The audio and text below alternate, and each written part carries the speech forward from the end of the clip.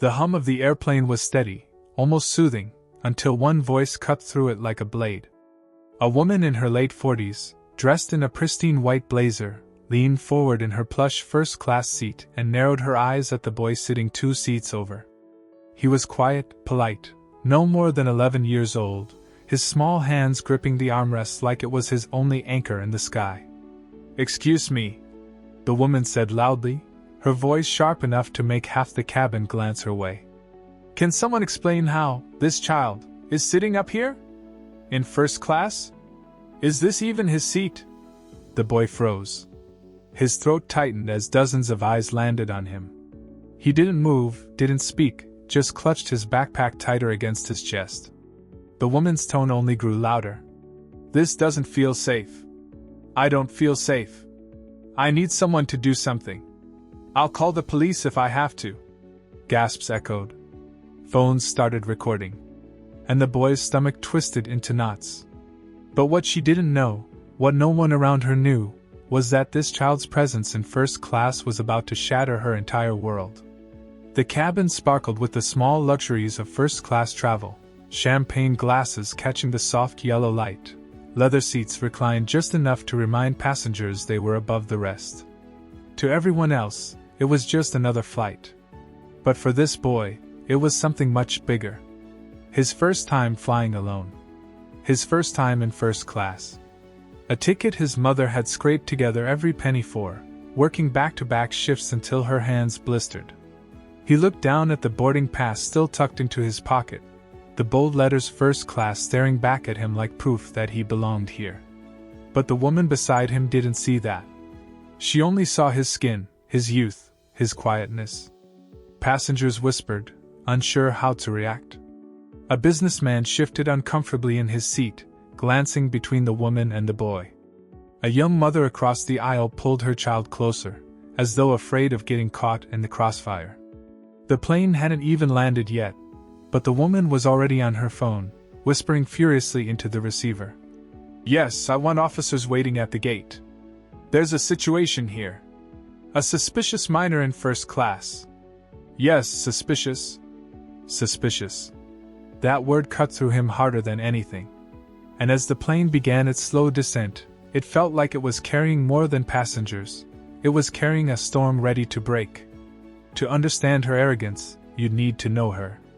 For years, she'd flown this route for business. To her, first class wasn't a luxury. It was a birthright. She expected deference, from staff, from passengers, from anyone she encountered.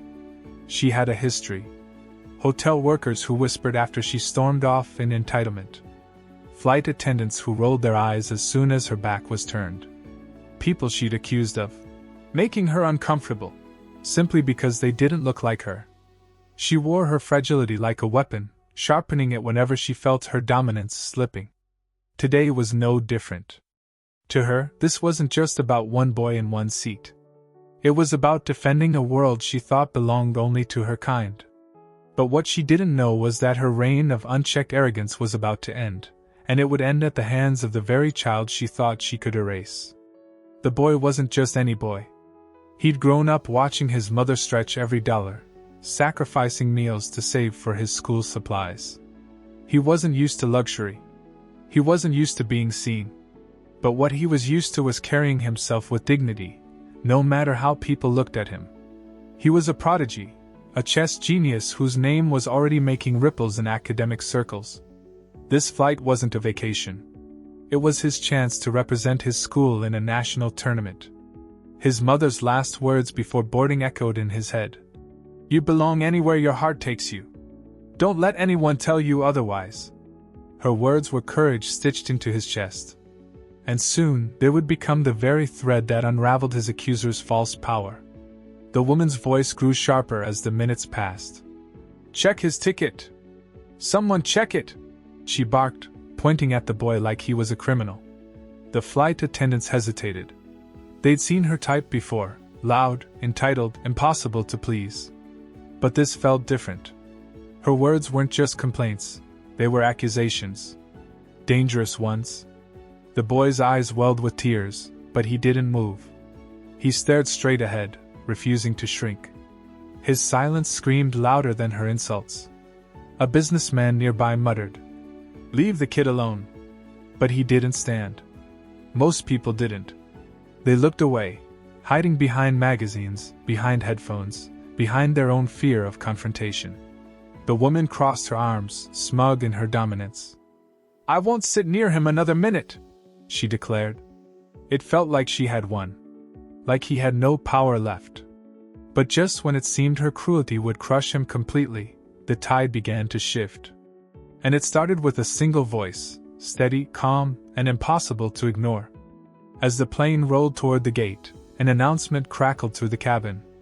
The captain himself appeared, stepping down the aisle, his eyes locking on the boy. "What's your name, son?" he asked gently. The boy whispered his answer. And instantly, recognition flashed across the captain's face. He turned toward the furious woman, his voice like steel. "This young man is exactly where he belongs." Gasps spread like wildfire. Passengers leaned closer, hungry for answers. The captain continued, explaining that the boy was traveling as an honored guest, his ticket verified directly by the airline's CEO after his story had gone viral months earlier. He wasn't just any passenger. He was the pride of his community, a rising star whose brilliance had inspired thousands. Phones shot up. Cameras recorded every second. Tweets exploded in real time. "This racist tried to get a kid arrested for sitting in first class. Guess who paid for his ticket? The CEO himself." The woman's face strained of color. Her mouth opened, but no words came out. By the time the truth was out, her fate was sealed. Hit within hours. "Boy harassed in first class turns out to be national chess champion." Hashtags trended, hashtag first class kid, hashtag justice for him. News anchors replayed the footage over and over. The woman's identity leaked, her reputation collapsing overnight. Meanwhile, passengers who had spoken up were praised as heroes. Those who had stayed silent faced their own reckoning in the comments section. "Why didn't you do anything? Complicity is silence." The airline released a statement reaffirming its support for the boy, promising better training for staff, and celebrating his achievements. But beyond all the noise, beyond the punishment and the headlines, something deeper resonated. What mattered wasn't just her downfall. It was what the boy carried forward, a lesson stitched in resilience. Later, when the cameras had turned away and the world had moved to its next story, the boy sat with his mother. She wrapped him in her arms, her voice trembling with pride. "My mom told me I belonged anywhere," he said softly. Today proved she was right. He had faced humiliation and hatred, but he hadn't bowed. He had stood his ground with quiet dignity, and in the end, it wasn't the woman's cruelty that defined the moment. It was his strength. And his story wasn't just his anymore. It became a symbol, a reminder that no child should ever have to prove their worth to sit in a seat they've earned. And so, we return to the moment that started it all. A woman called the cops on a black child flying first class. She thought she was protecting her world, when really, she was tearing it down around herself. The truth left her speechless.